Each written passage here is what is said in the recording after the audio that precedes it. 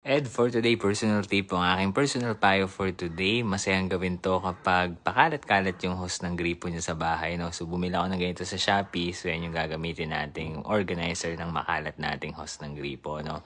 So, una, syempre, kailangan natin tingnan kung paano natin siya ilalagay. So, ang diskarte natin dito, medyo babaan natin para kahit papano yung bigat ng hose na to, medyo nakalapat siya dun sa floor, no?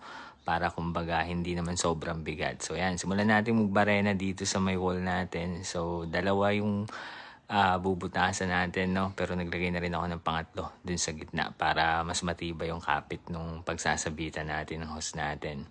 So yan, meron tayong barena dito sa bahay. So ginagamit natin yan kapag nagdi-DIY tayo. So yan lang, siguraduhin natin na maayos yung pagkakascrew nung paglalagyan natin, no? So, nilagyan pa natin ng pangatlo yan sa gitna para talagang matibay at hindi siya basta-basta bibigay.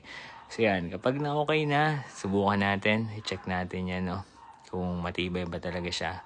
So, masyadong kailangan natin siguraduhin na masikip yung pagkakano natin ng screw. So, yan na siya. Yan yung finished product. Kung mapapansin nyo, meron tayong nilagay sa gitna para may support yung bigat ng hose natin. Okay, yan lang Ed for today natin ngayong araw. So, kapag boring ka, pwede mo itong subukan sa bahay nyo.